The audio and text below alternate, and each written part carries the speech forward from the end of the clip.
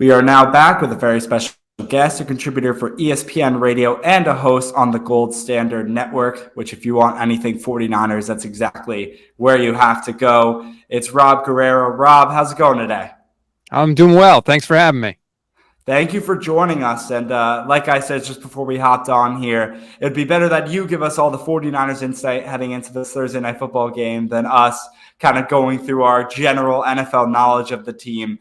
So I do want to start off with just talking about just a broad talk of how the 49ers are doing this season. We're through 2 weeks of football and what would be your overall summary so far of how the season's been going?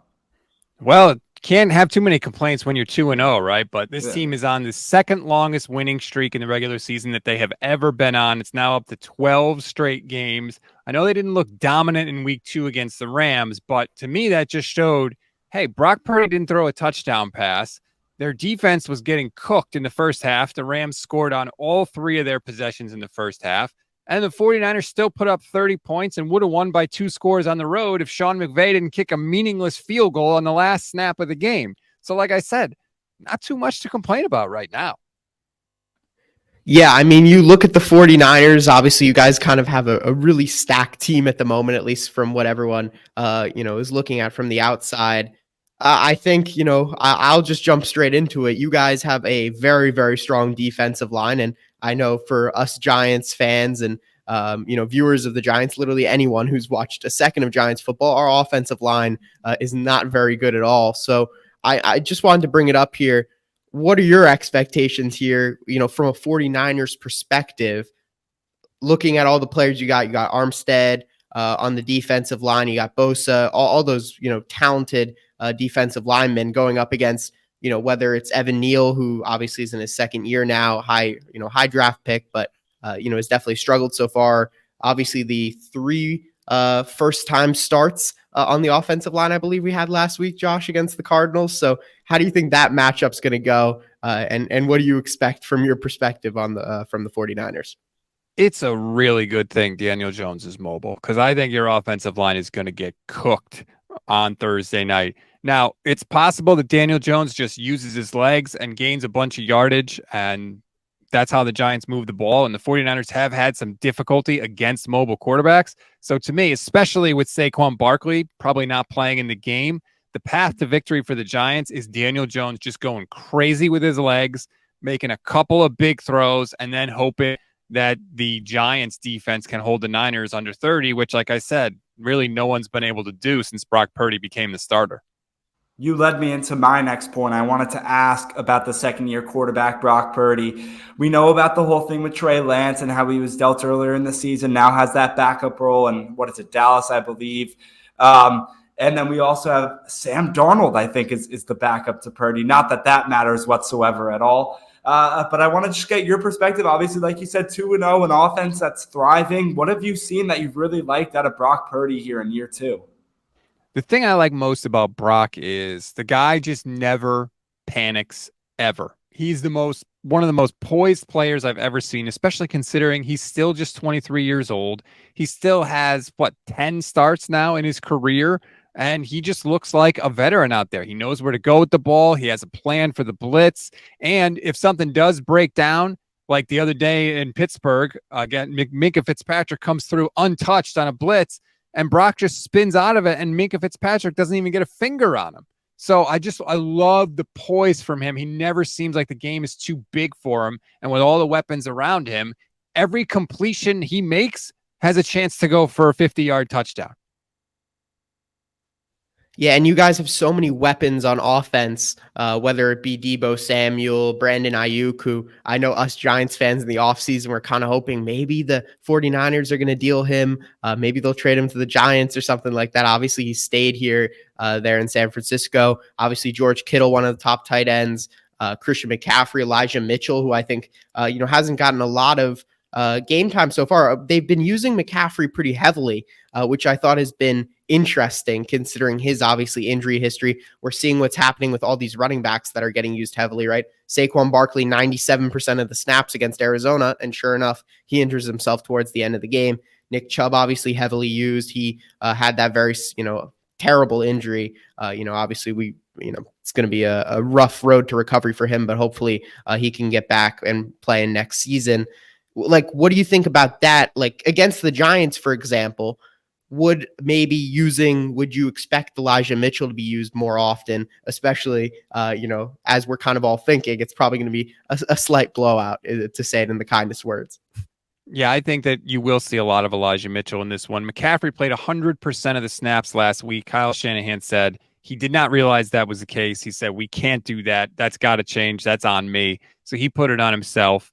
And really, the Niners have been leaning on two guys this year, Deebo Samuel and Christian McCaffrey. They have 67% of the touches for the 49ers on the season has gone to one of those two guys. And last week, it was even more extreme. In the last 14 minutes of the game last week, every single offensive play for the Niners went to either McCaffrey or Deebo Samuel. That is not a long-term formula for success. So hopefully, like for me anyway, hopefully the score and the game script warrants that they can get McCaffrey in there, get up a couple touchdowns, and then rest him, because he is the player that the whole 49ers offense orbits around. He has to stay healthy for this team, and they're not going to keep him healthy if they keep giving him that many touches.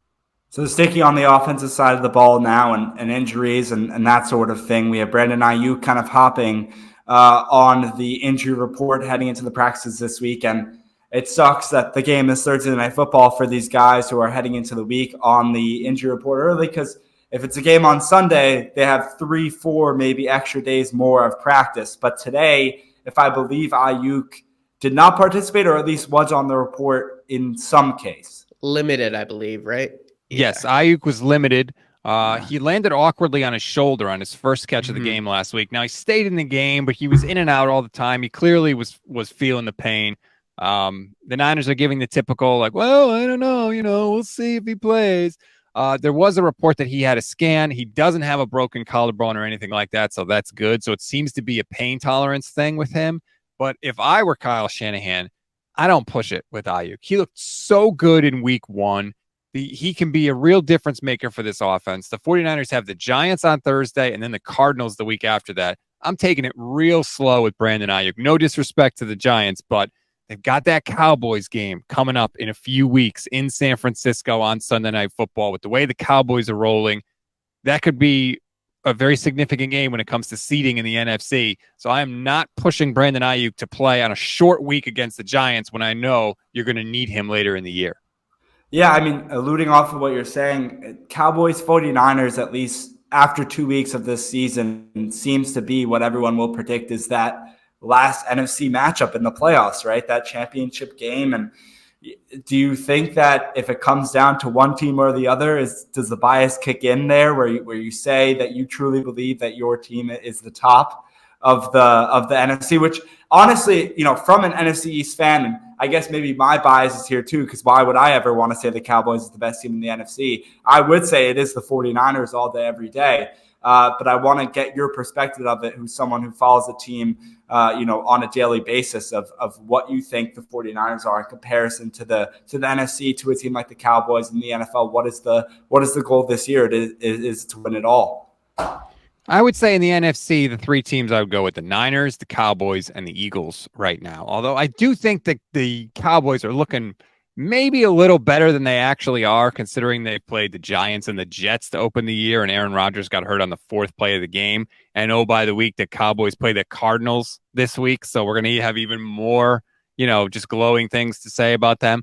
But I will say this: if it's Niners Cowboys in the championship game this year, I would sign for that right now, because I've seen the Niners and Cowboys play in the playoffs the last 2 years. And the last 2 years, the Niners kicked the tar out of them and sent them home. So you're telling me I get that Cowboy team again? You got Dak Prescott coming in?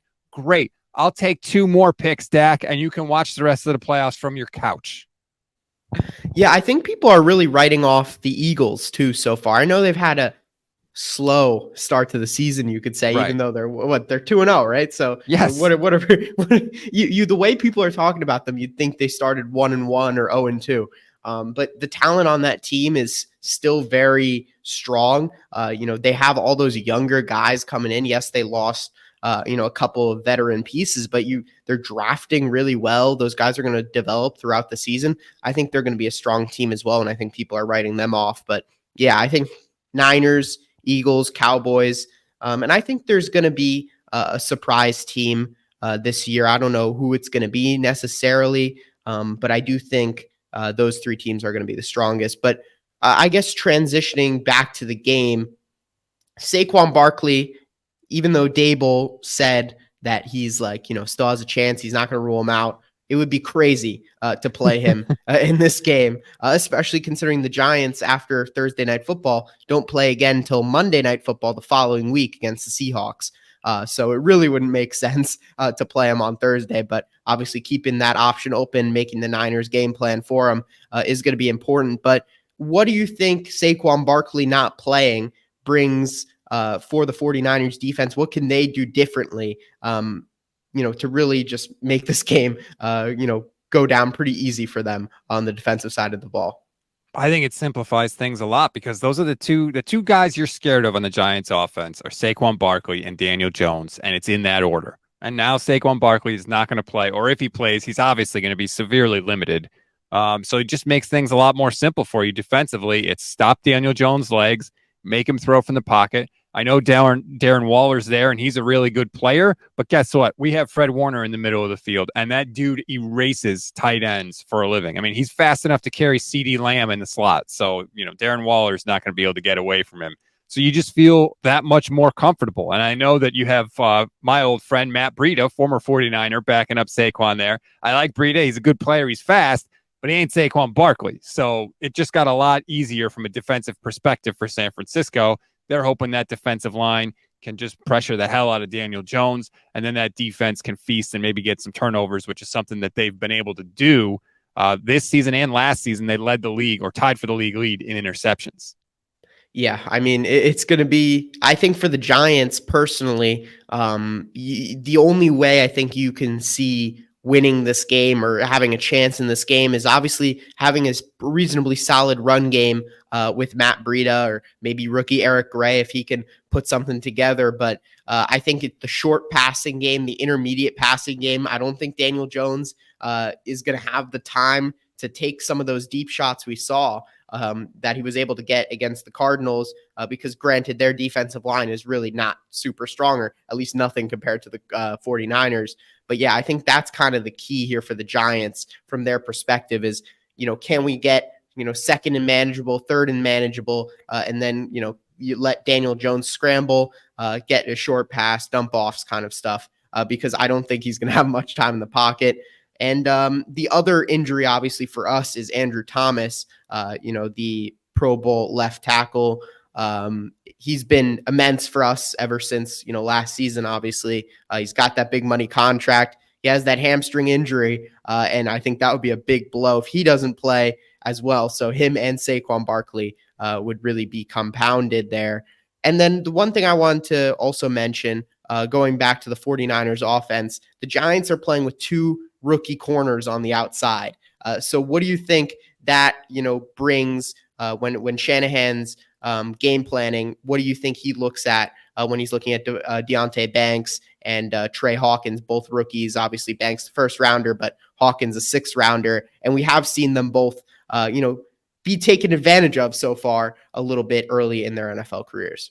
Well, if there's a guy on your defense that can be taken advantage of, Kyle Shanahan will take advantage of him, and he will do it over and over and over again. That is one thing that Kyle specializes at. He looks at the rules of your defense and how you play, and he finds ways to break them. And literally, they were playing against the Seahawks one time, and the Seahawks had to change their game plan in the middle of the game because they realized that Shanahan had cracked the code, and if they kept doing what they were doing, he was going to crush them. So if you have a weak link, Shanahan will find it. It's interesting, though. I don't know necessarily that because the corners are maybe a little inexperienced, that the Niners are going to go deep on them, because the big story of the week for the Niners is the fact that Brock Purdy left at least 14 points on the board against the Rams. He missed guys that were wide open for touchdowns in that game deep. And, so I don't know if Brock's going to be a little hesitant to pull the trigger, or if maybe Kyle just says, you know what, we don't need to do that. We can find other ways to score. But in that case, it may not be deep that those corners get taken advantage of. It could be kind of a thing where they stack multiple receivers on one side of the field and kind of make the corner choose who to cover, and then Kyle goes to the other guy or something over the middle. But I'm interested to see if Brock actually chucks it deep this week, because it was flat bad last week. Just the last thing I have that I want to ask, and it was a headline I saw today when researching about the game here on Tuesday night, was that the 49ers signed a veteran cornerback from the Cowboys coming off a torn Achilles, I believe. It was Anthony Brown. Will he have any starting role in this game on Thursday? Is he going to have an influence on this defense, or is this just something to kind of add to the depth chart? Not in this game, because I think he's just joining the team late. Kyle Shanahan talked essentially on Wednesday about how you're trying to stuff 10 pounds of material in a 5-pound bag. And so for him to just come in off the street, you're not going to throw him to the Wolves right away. But I do think that is an area of weakness for the 49ers defense. Their nickel cornerback situation is dicey, to say the least. Ambry Thomas was starting there. He was not very good. Plus, he's got a knee injury that he's dealing with. He was limited in practice. And then the backup is Isaiah Oliver, who was one of their really kind of headline free agent acquisitions. Their defensive coordinator said he was the best nickel corner on the market. Well, he's been brutal, and that's a vulnerable spot for the 49ers. So if you got somebody that you can stick in the slot and the nickel, you can have some success against this defense, because that is one of the weak spots. So maybe the signing of Anthony Brown will eventually be something in terms of starting and maybe a change in the lineup, but not this week, this soon. The Gold Standard Network is on Twitter at GSN49ers, and Rob is on Twitter at StatsOnFire. Rob, we thank you so much for taking some time to spend with us to help preview this game on Thursday. We wish you the best of luck. I'm sure from what it seems like. From what it seems like, you seem really nervous about this Giants team. Yeah, I was gonna say you seem to have a tiny, just a little bit of confidence against our little Giants right now. Well, there are windows with every team where you look at the team and you say, man, I think this team could be something special. The Niners have sort of been here for a couple years, so that's kind of where I'm feeling right now. I mean, it's definitely Super Bowl or bust for the 49ers. I think the Giants are in, a little bit of a different place in their window. Yeah. Right now, I think this year going in, it was, can we do better than making the divisional round, or do better than not winning against any of our NFC East teams besides the Commanders once last year? Is that possible? And from week one, it just doesn't seem like we're miles, if not planets away from someone like the Dallas Cowboys. Schedule is a lot tougher this year, to be fair, for the Giants, which I think is something that a lot of Giants fans aren't taking into account. We went from having one of the easiest schedules to one of the toughest schedules. So I think it's going to be it was a mix year. of, I think, two things. It was the lack of looking at the schedule from Giants fans, like, oh, we're going to have an easy way. And then I think it was everyone looking at the additions, like you mentioned, of Darren Waller, and the additions on defense. We added a linebacker and Bobby Okereke, getting Jalen Hyde in there. It's like, oh my God, we got all these additions, yet they did nothing to the offensive line. So when the offensive line gets absolutely destroyed in week one, I mean, it's like, what's going on? What's with it? It's like, this was the same offensive line we had last year, and it was the same issues. And Danny Dimes, the reason he had so much credit last year from running around was because he had to run around, because the offensive line gave him no time. But now all these people are like, I didn't realize this. Like, no, you did. You just forgot about it because it's been a few months. But now it's back, and now you notice it. Because besides getting John Michael Schmitz in the draft, our new center, who, by the way, has to adjust because he's a rookie, it's the same problems on our O-line. That's a big fix. But anyway, let's just say we've been looking forward to this game, but not in a positive way since we saw that 40-0 loss in week one. But regardless of what happens on the field, it is going to be a fantastic uniform matchup, because the Niners are wearing the 94 throwbacks with the shadowed numbers, and the Giants are wearing the white 80s throwbacks with the old all caps Giants on the helmet. That is going to be an all-time uniform matchup. Yes. It'll be very fun. I'm glad you mentioned that. Prime time. All of national television can watch us getting blown out again. It's going to be great. Wonderful. Can't wait to go on Twitter during and after the game. Well, I'm not going to tell you I'm wishing for anything else. I'm sorry. It's okay. Thanks, Rob. Thank you.